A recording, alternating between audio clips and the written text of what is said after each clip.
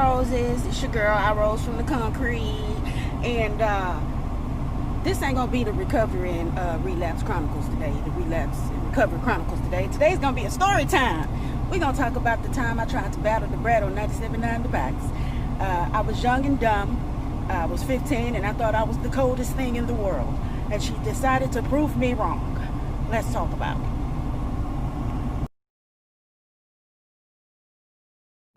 Now, before we get into the story time, you got to understand and realize that I had been rapping since I was 11 years old.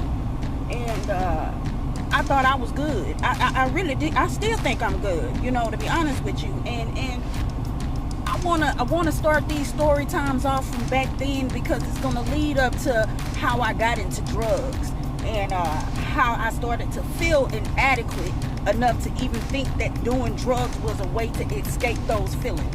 So all my story times, mind you, are going to be based on me, how I grew up, what I went through, so that we can lead up into talking about some of the more serious, heavier topics that deal and correlate to my drug abuse and my mental health. You know what I'm saying? Because honestly, I think anybody that does music or is in the entertainment industry, period, is on drugs or got some kind of mental health issues going on to sustain themselves in that critical ass industry. So yeah, let's get into it. But we're gonna do I think I want to do a get ready with me. I don't know if I want to do a get ready with me with this. I think maybe I'm just gonna come back with my face fixed, then we can do the story time. All right. And I'm gonna leave down in the comments. I'm gonna leave down in that little section down there everything that I use to do my face. Man, I probably don't do that either because everything that I be using is from the dollar store, y'all. Just go in that motherfucker and pick some shit out and put it on your face. I mean, that's what I be doing. I don't really know what I'm doing when it comes to makeup. I really don't. Everything is under $20. I swear. Every look, all my outfits, all that shit is under $20. But let's go into this story time about how I tried to battle Dabrat on 9thabox.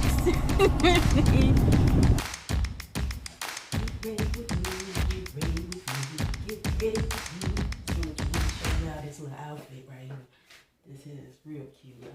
You know, tied up at the front. Let me tie it down. It ain't got no buttons, but it got these little holes right here. And I think that you're supposed to do some shit like, let me see. I'll put that in there. See what that do. Oh yeah. Okay. Some shit like that. I guess. Get ready. But I'm gonna put it back the way I had it. So, jumping into that, we're doing my little story time about the time I tried to battle Dabrat. Now, I really didn't try to battle her. I really was nervous, and her name slipped out. Now, let's go back to 1999. By this time, I had been rapping for about 4 years. Thought I was just the coolest thing on earth. And I had been doing roll call for about 4 years. I started at 11. We're going to do a story time on why I started too. So, yeah. Now, my favorite rapper came into town. She came into town. I called myself calling up there. I said, oh, but I'm supposed to talk to her. They gonna let me talk to her. Now, I said I was gonna try to do this. I said I wasn't gonna actually do a get ready with me and try to tell this story, but I think I'm gonna finish my makeup before I finish the story, or I might finish the story before I finish my makeup. Either way it go, we're gonna go with the flow. So she show up, and this is around the time when she was doing her promotions for that What Do You Like?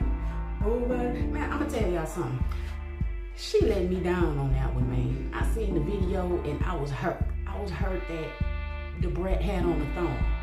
I was so used to seeing her dressed like a boy, and I was going through that process of watching Lil' Kim and Trina and them blow up, and I was a rapper, and I wanted to still have the Dabrats and the Missies doing their damn thing. I was confused. I didn't know if I was gonna have to dress like that in order to make it or not.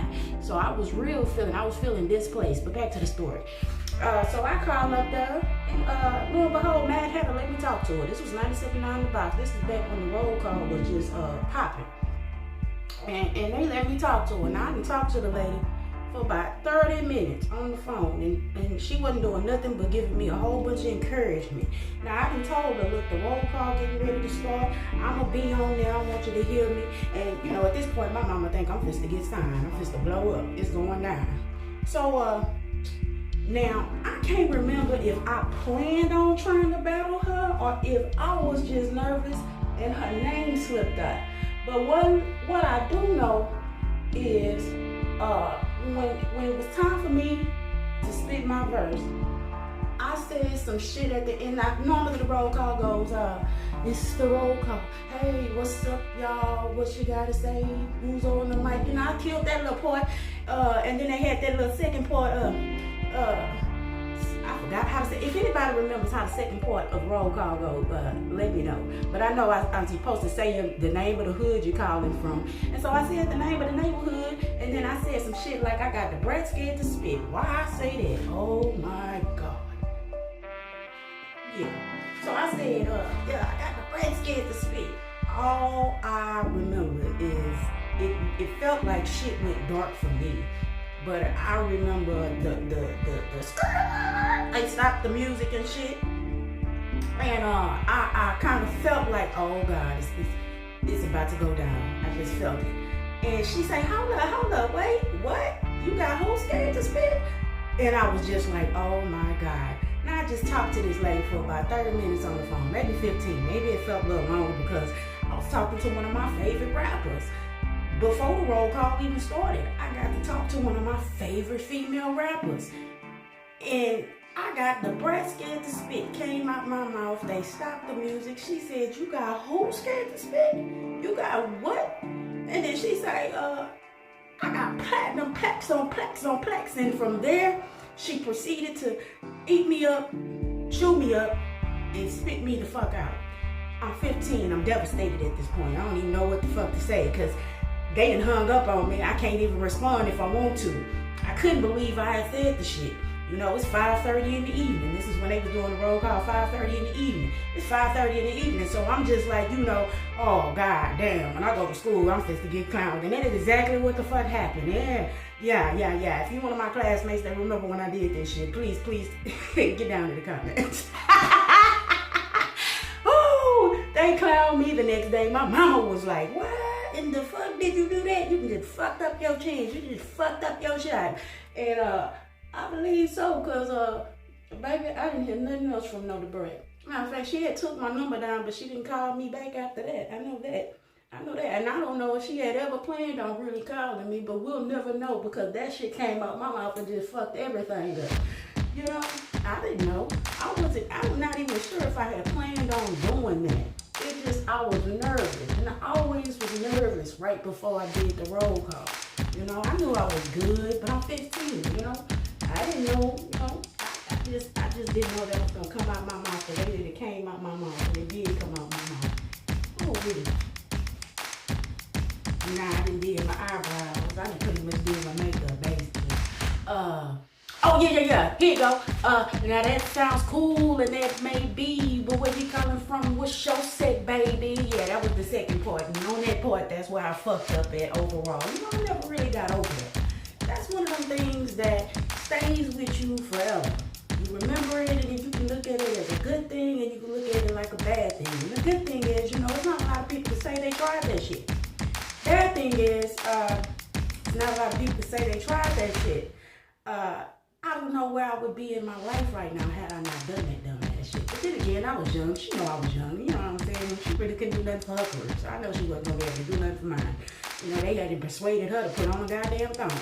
I was just so disappointed and so hurt at that point. And I think that's down.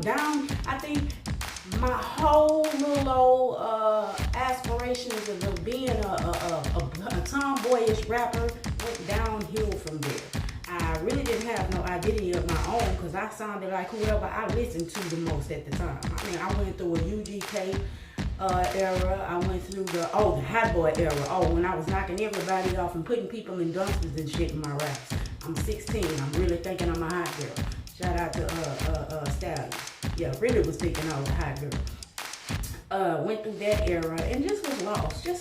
For a long time after that. You know, I don't think I ever really got over that shit. But shout out to 9thabox for having that kind of platform for us when we was younger. They need to bring that shit back. What you think? I think so.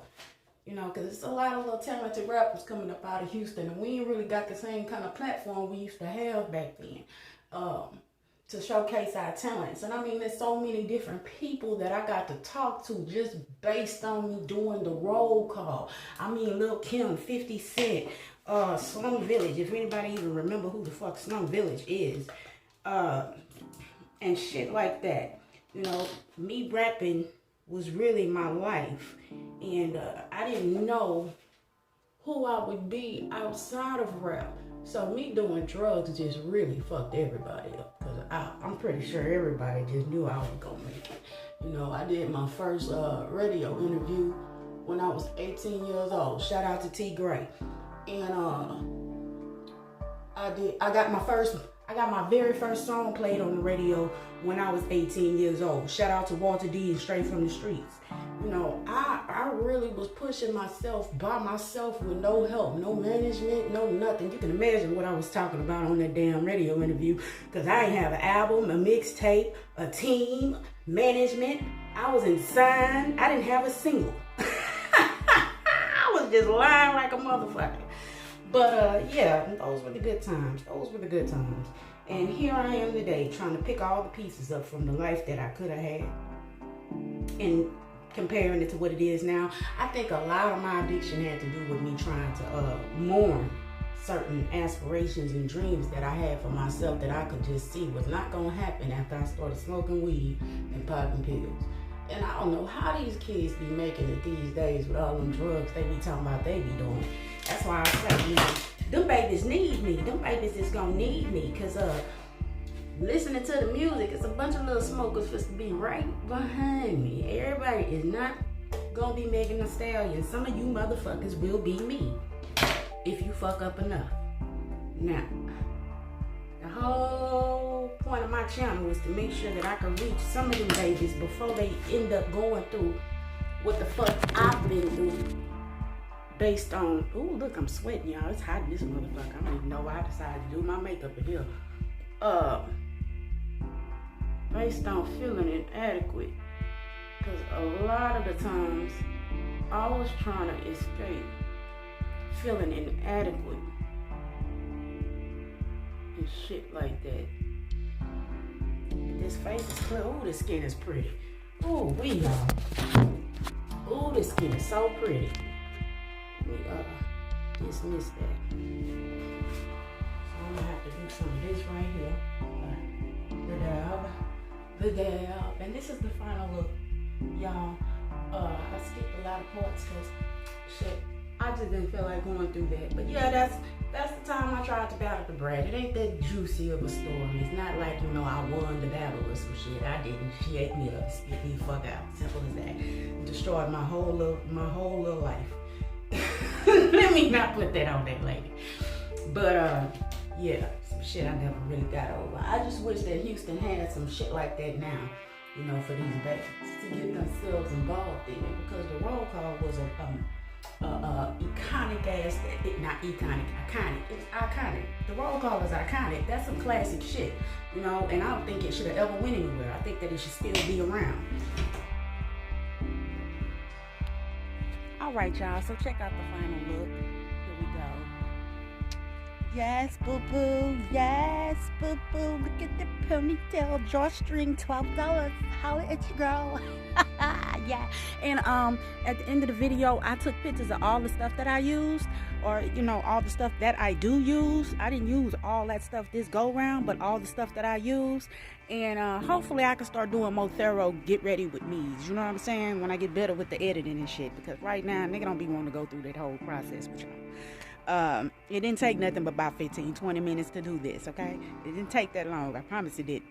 But anyway, you know, talking about the roll call, you know what I was thinking, man, we need to, I really need to do the Roll Call Chronicles, man, and see if we can get Mad Hatter and Shamika the Grim Reaper, Jason and Chad Foul Play to get on there and talk about some of their most memorable moments, man, because the roll call, I say, was iconic, man. And shit, that was that was the most fun that I've ever had in my whole little rap career. You know, doing the roll call was a very big part of my life. A big chunk of my life was spent waiting on the roll call to air so that I could get on live and say some shit that make everybody go, ooh, ooh. I know the only other person that went as hard as me, female wise, was Shamika the Grim Reaper, baby. So shout out to Shamika, baby, from Trinity Gordon's, baby. And Jason and Chad, foul play. Them was us four, man. Us four. After us four, I don't know no more. Simple as that. Holla back, man.